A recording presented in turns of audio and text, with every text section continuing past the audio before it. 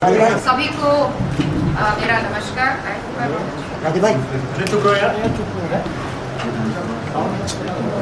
मेरा ये स्टेटमेंट है जो मैं आपके सामने आपके समक्ष इसको मैं पढ़ रही हूँ। प्रिय पत्रकार बंधुओं, विधानसभा परिषद में आपका स्वागत एवं अभिनंदन करती हूँ। जैसे कि आप जानते हैं कि मैंने अपने माध्यम से अपनी मंशा आपके माध्यम से अपनी मंशा प्रदेश के सामने रखी थी और कहा था कि युवाओं को निराश नहीं होना है और मेरा पूरा प्रयास रहेगा कि मैं प्रदेश के युवाओं के आशाओं व अपेक्षाओं पर खरी उतरने का प्रयास ईमानदारी से कर सकूं। मैंने ये भी कहा था कि मैं अनियमितताओं को लेकर कठोर निर्णय लेने में संकोच भी नहीं करूंगी। आज 23 सितंबर है और ठीक 30 दिन पहले 3 सितंबर को यहीं पर हम आपने बातचीत की थी। तब मैंने यह वादा भी किया था कि जल्द ही मैं आपसे दोबारा मुलाकात करूंगी। मैं आप सबको सूचित करना चाहती हूं कि मुझे कल देर रात विशेषज्ञ समिति से जांच रिपोर्ट प्राप्त हो गई है। आप जानते हैं कि मैं कोटद्वार में थी और मैं वहां से जब लौटी तो मुझे खबर आई कि रिपोर्ट तैयार है, पूरी रिपोर्ट तैयार है। It is not an inter report तैयार है, इसलिए वो मुझे सौंपना चाहते हैं। समिति ने यह सराहनीय कार्य किया है, मैं अप्रिशिएट करूंगी हमारी समिति को। तीनों ने लगातार 20 दिन तक दिन रात मेहनत की है। शनिवार रविवार की भी उन्होंने परवाह नहीं की है और साथ ही साथ अपने विधानसभा सचिवालय के जो मेरे अफसरान हैं उन्होंने उस समिति के साथ पूरी तरह से उनको कोऑपरेट किया है, उनके साथ रहे हैं और जब भी कुछ भी कागजात उन्होंने मांगे हैं वो उन्होंने उन तक पहुँचाए हैं। समिति ने सराहनीय कार्य किया है और निर्धारित अवधि के पूर्व ही रिपोर्ट सौंप दी है। पूरी रिपोर्ट 2014 पेज की है, लेकिन इसमें संलग्न भी शामिल हैं, जबकि केवल रिपोर्ट की अंश जो है वो 29 पेज के हैं। समिति ने विधानसभा सचिवालय के रिकॉर्ड का परीक्षण करने पर यह पाया कि वर्ष 2016 तक, वर्ष 2020 तथा वर्ष 2021 में जो तदर्थ नियुक्तियां की गईं उनमें अनियमितताएं थीं तथा इन भर्तियों में विभिन्न पदों के लिए निर्धारित नियमों का पालन नहीं हुआ है। समिति ने विभिन्न न्यायालयों में द्वारा नियम विरुद्ध भर्तियों के संबंध में समय समय पर दिए गए आदेशों का हवाला देते हुए अपनी रिपोर्ट में यह सिफारिश की है कि निम्नलिखित कारणों से नियमों के विरुद्ध की गई इन तदर्थ नियुक्तियों को तत्काल प्रभाव से निरस्त कर दिया जाए।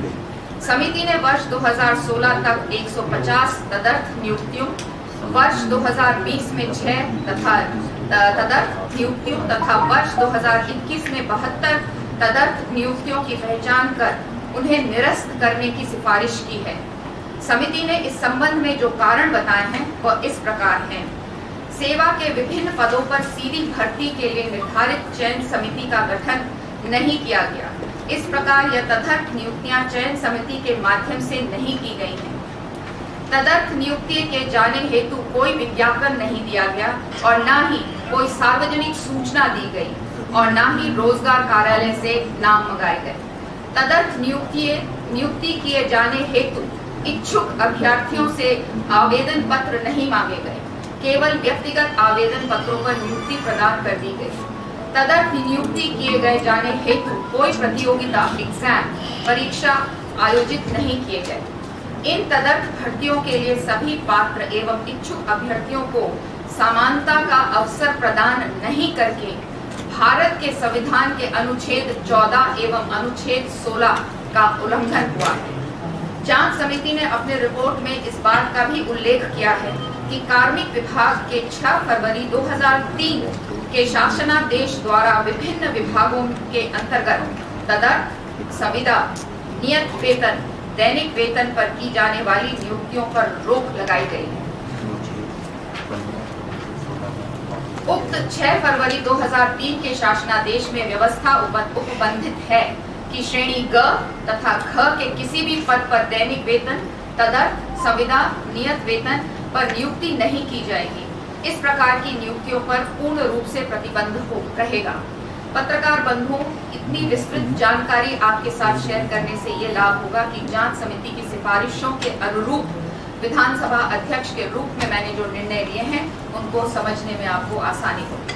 विधानसभा अध्यक्ष के रूप में जांच समिति की अनुशंसा को स्वीकार करते हुए वर्ष 2016 तक की 150 तदर्थ नियुक्तियों को, वर्ष 2020 की 6 तदर्थ नियुक्तियों को तथा वर्ष 2021 की 72 तदर्थ नियुक्तियों को निरस्त करने का निर्णय लिया गया है। चूंकि इन तदर्थ नियुक्तियों को शासन का अनुमोदन प्राप्त है, अतः नियमानुसार इन तदर्थ नियुक्तियों का निरस्त करने के लिए शासन को अनुमोदन लेना आवश्यक होगा। इन नियम विरुद्ध तदर्थ नियुक्तियों को निरस्त करने के लिए अनुमोदन हेतु मैं शासन को तत्काल प्रस्ताव भेज रही हूँ। अनुमोदन प्राप्त होते ही नियम विरुद्ध तदर्थ नियुक्तियां तत्काल समाप्त कर दी जाएंगी। इसी प्रकार उपनल द्वारा की गई 22 नियुक्तियों को भी तत्काल प्रभाव से निरस्त कर रही हूँ। मैं आपको जानकारी देना चाहती हूँ, वैसे जो ये आगे का मैं पढ़ने जा रही हूँ, ये जो 32 हम लोगों ने 32 पदों के लिए जो एग्जाम लिए थे उसके साथ उसकी बात है।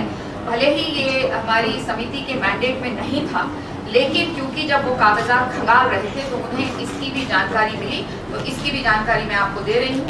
मैं आपको ये जानकारी भी देना चाहती हूँ कि विधानसभा सचिवालय द्वारा 2021 में 32 विभिन्न पदों पर सीधी भर्ती के लिए आवेदन पत्र मांगे गए थे, जिसके लिए इस वर्ष 20 मार्च को लिखित परीक्षा भी आयोजित की गई थी, जिसका परिणाम अभी तक घोषित नहीं हुआ है। इस परीक्षा के लिए लखनऊ की एक private agency messrs RMS techno solutions private limited को चयन किया गया था। इस एजेंसी के कार्यकलाप विवादों में रहे हैं और इस पर पेपर लीक के गंभीर आरोप भी लगे हैं, जिसके चलते कम से कम 5 प्रतियोगिता परीक्षा शासन को रद्द करनी पड़ी है और उनकी गिरफ्तारियां भी हुई हैं। विधानसभा सचिवालय में नियमों प्रावधानों का उल्लंघन करते हुए इस एजेंसी का चयन किया गया है। इसमें अनेक वित्तीय अनियमितताएं भी पाई गई हैं।